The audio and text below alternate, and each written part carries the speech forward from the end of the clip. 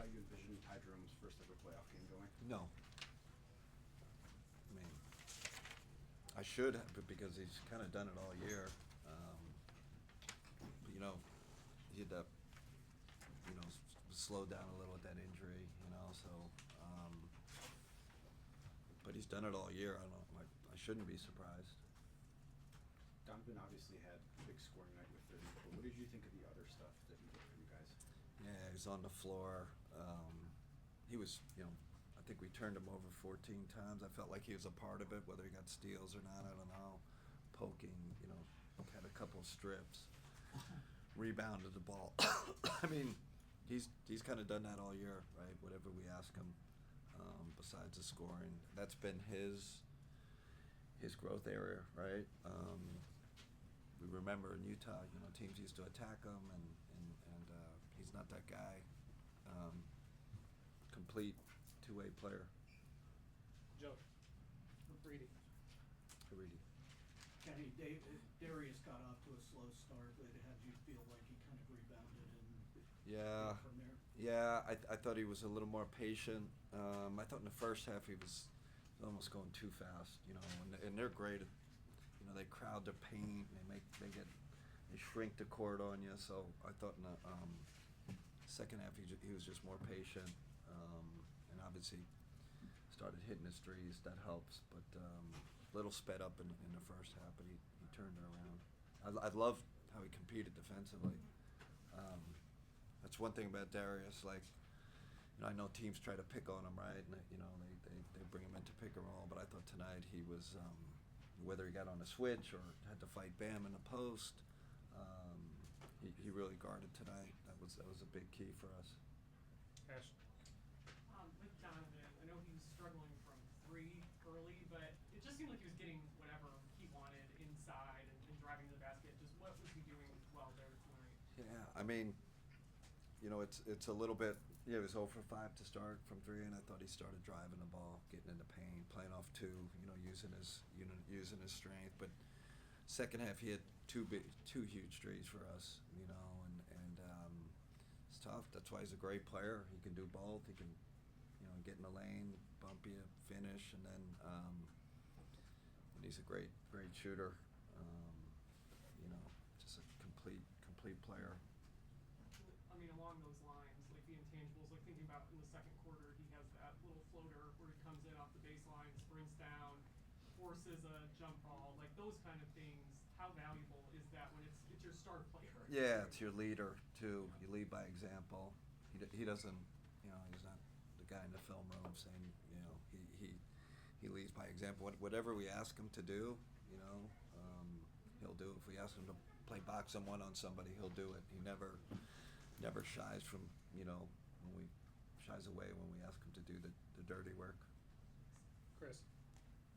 Hey Kenny, for Ty, this was his first ever playoff game. What does it say about him that he's able to do this with that? He's just got supreme confidence in himself.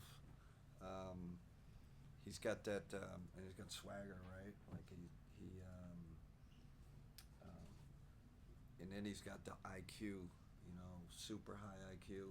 And so, everybody's going to talk about the scoring. The play I remember was when he got downhill and made that lefty pocket pass to J.A. for the layup. Obviously, they went zone. I think he kind of shot him out of the zone, hit 2 threes in the zone. So he did it all tonight. And then, defensively smart in the right position. Turned the game for us. You mentioned his swagger. How much do you feel like your guys feed off of that from Ty? They laugh at him, because he was like this kind of bit player, and he was still doing the swag stuff, and they kind of like, who is this, a little bit like, who does this guy think he is? Now it's almost become like a running joke amongst the team, and in a good way, right? Good spirit. Usually kind of role players off the bench don't have that, but we need that.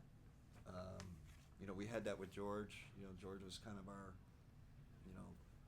fun-loving and he's kind of really taken hold of that. that piece on this team. Cam. You guys talked about this being a physical game. Yeah. Jared Allen, 11 rebounds Yeah. tonight. What kind of impact did he have on that physicality factor? It's great. Coaches are just saying the same thing. Like he was all over the place. His when he offensive rebounds, seems like we play really well. His presence was great. You know, Bam is so physical, such a good player. So him and Evan had to battle with him all night. Ware too. You know, they play with two bigs too. So Jared's energy was phenomenal. And then Sam Merrill had 24 minutes. What was kind of the thought process of the playoff minutes, and what impact did he have in those? He was just part of that group that was rolling, right? He was in that group with Ty, and normally we subbed him out, but they just went on that run. He hit that big three on the wing. You know, I was ready to sub, and it's like, no, we got to stay with this group, and it gives you floor spacing, and then way underrated defender. Joe B. Talked a lot about the really good individual performances you guys had tonight, but what did you think about how the Cavs played collectively? I wouldn't say it was our. I think we played super hard, competitive. I thought we kind of made some unforced errors. Just some, decision making was not elite. And I think they have something to do with that, right? Especially the way they crowd the paint, and then they play the zone, so your decision making's got to be on point. One thing about the Heat, they make you play for 48. I know that's a cliche, but a lot of teams don't. You cannot relax. I think this series, whatever happens, we're going to get so much better playing these guys. Even tonight, I know the score was 20 or whatever, but it was about 6-7 point game there. We just Ty hit some shots, but it's going to be a battle this series, and that's ton of respect for that team over there. Nate. Kenny, you guys are out rebounding. Yeah. Out rebounding overall, but what did you think of that? And also the follow up on Evan Mobley didn't have any rebounds in the first half. It's just such an odd stat. Yeah, I mean, listen, Bam is, Olympic champion. Oh, we know his resume, right? I don't want to go through it. He's a heck of a player, and it's a heck of a challenge. It's a heck of a challenge for Evan and JA. So that's part of it. But we got to be a better defensive rebounding team. We're searching. We're pushing. But again, I thought they. Now, conversely, we offensive rebounded on that, right? That was I don't know. We got to figure out how to get more of a balance, right? We're still tilted too much on the offensive end. We got to figure out the defensive rebounding piece because, against this team that'll knock you out. Jason. As much as you guys have played zone and even pulled some parts of Miami zone and Yeah. yours, how much does that help you attack their zone?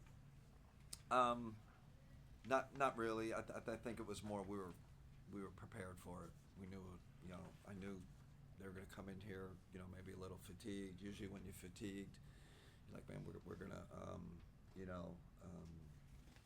I know we do it, play zone when your guys are a little bit tired. So we knew it was coming.